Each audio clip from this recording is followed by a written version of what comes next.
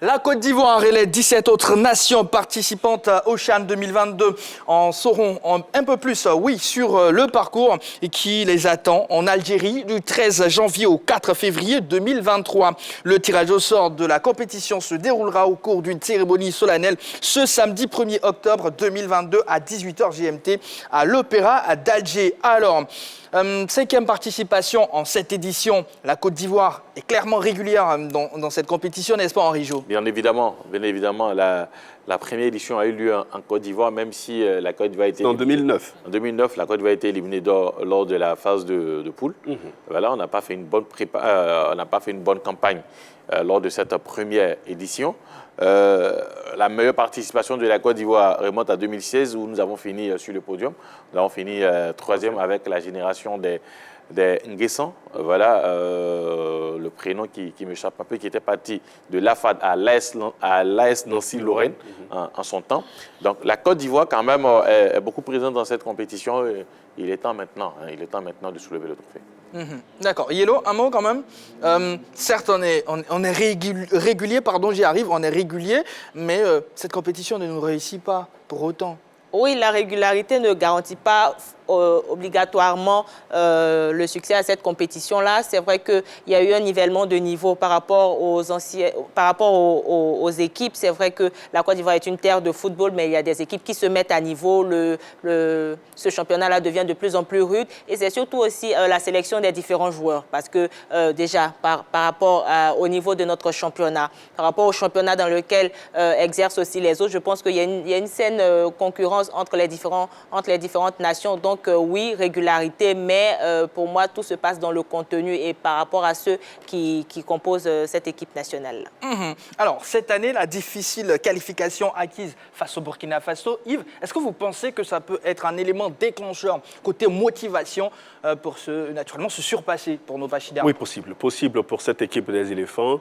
C'est une formation qui a quand même, elle a souffert, cette équipe, pour se qualifier. Au match aller 0-0, au match retour, c'était encore le même score. Il a fallu avoir recours à la séance des tirs au but pour pouvoir se qualifier. Donc c'est un peu dans la douleur que cette équipe réussit à se qualifier pour la 5e fois à cette compétition. On espère que ce sera un booster.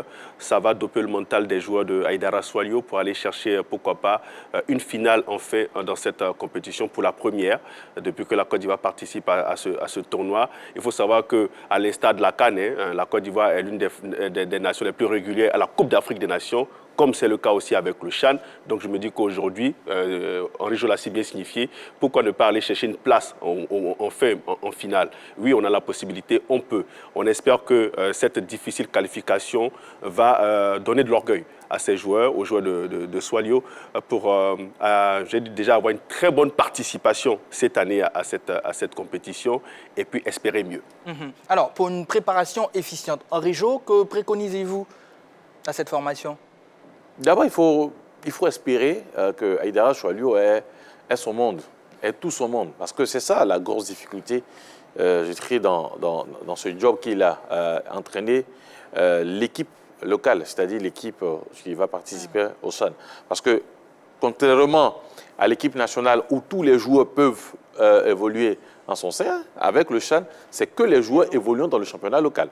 Donc, c'est-à-dire, en janvier, si vous avez un joueur sur qui vous comptez, qui est dans vos plans, et avec qui vous avez fait la préparation, s'il obtient un contrat, même au Burkina, il ne peut plus figurer dans votre équipe. C'est ça la grosse difficulté. Donc déjà, il faut espérer avoir tout son monde voulu pour aller à la compétition. Et puis, il faut faire une bonne préparation. Il faut faire une très bonne préparation.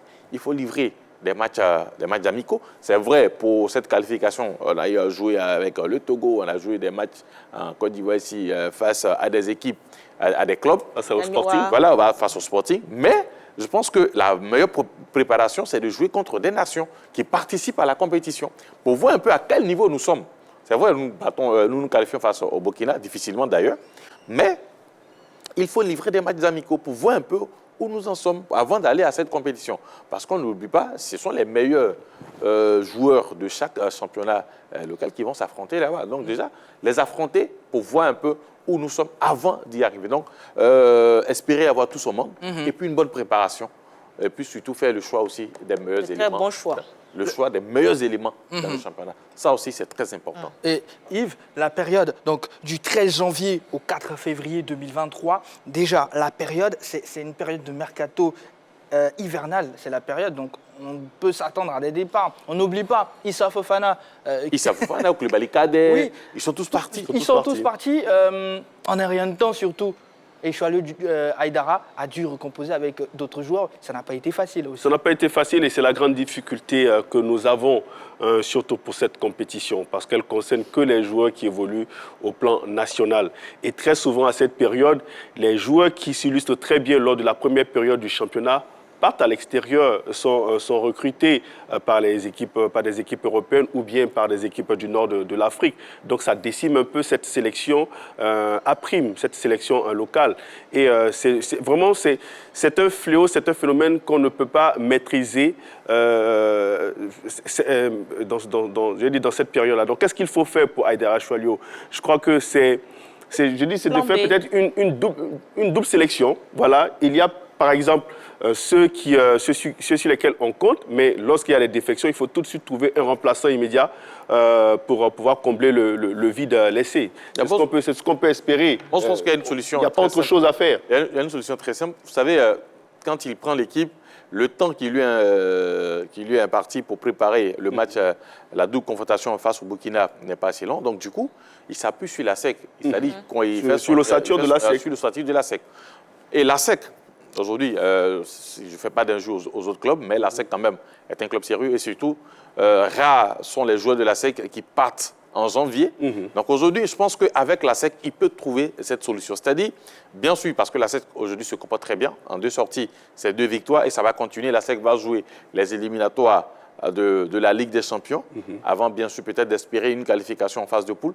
Donc déjà, la SEC aura l'ossature, je dirais, une équipe type jusqu'en janvier. Donc du coup, à la place d'Aïdara Choalou, je m'appuie sur cette équipe de la SEC. C'est ce qu'il a fait pour les... Non, mais on reviendra encore sur le débat de la SEC occupe toutes les places de la sélection nationale. Non, mais finalement, parce que quand on regarde un peu l'environnement autour de cette compétition, autour de cette équipe, on ne peut que se fier à cette solution. Parce que en cours de saison, croyez-moi que certains joueurs vont partir à partir de janvier, vont partir soit en Afrique du Nord, soit dans leur nouvelle destination du côté de la Tanzanie ou bien l'Ouganda. Donc, ils vont partir. Qui attire beaucoup de monde en ce moment. Donc, quand ils vont partir, on fait quoi? Or, on est sûr qu'avec la SEC Mimosa, on aura quand même le 11 entrant qui sera là, même s'ils ne seront pas peut-être tous ivoiriens, mais quand même, vous aurez du gardien de but à l'attaquant, quand même. Ne dites pas ça, parce que parfois, il y a certains joueurs aussi de la SEC qui partent à l'intersaison, au milieu de la saison. Non, mais voilà. Aujourd'hui, moi, je pense qu'il est parti au milieu de la saison, si je ne me trompe pas. Oui, mais ça a été, je dirais, je suis dit quand vous avez un seul joueur qui le fait. Et ça a été peut-être une décision du board de la SEC. Mais aujourd'hui, la SEC est engagée dans les compétitions africaines.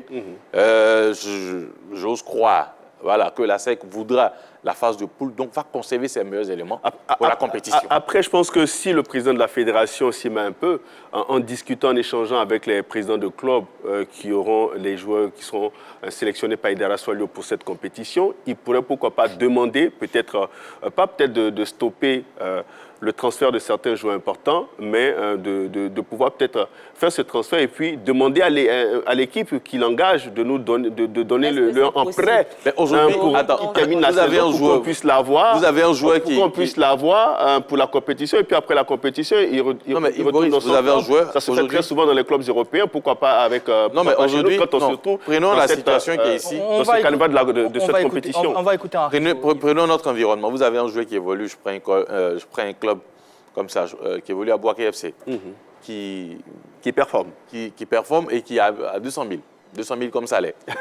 Oui, non, il faut qu'on place un peu. Qui a 200 000 comme salaire. Et puis en janvier, il a une bonne proposition peut-être dans un autre championnat où on lui propose 5 millions, 6 millions. Et vous allez lui demander de jouer le CHAN avant de partir. Il ne va pas accepter. En tout cas, madame, messieurs, le débat, on va le relancer très prochainement, voilà, pour égrener tous les arguments dont vous disposez par rapport à ça. Voilà. Henri Joël Bois, merci beaucoup. Ah ben voilà. d'être resté pour cette première partie. C'est n'entend terminé, plus, vous c'est n'entendez terminé. plus. En mode Là- Memphis de paille. Là même, c'est fini. Il recevra un appel, il l'entendra. Allez, à noter que le tirage au sort du CHAN 2022 aura lieu ce samedi 1er octobre. Voilà, sans oublier bien sûr le programme de la 3e journée de Ligue 2 sur la 3, la poule B, FC Mouna au Cetabo, ça sera ce mardi 4 octobre 2022 à partir de 14h30 et puis dans la poule B, ES Benjarville sera face à l'Africa Sport à partir de 18h. Bien, c'est le moment de marquer une courte pause. Henri Jo va...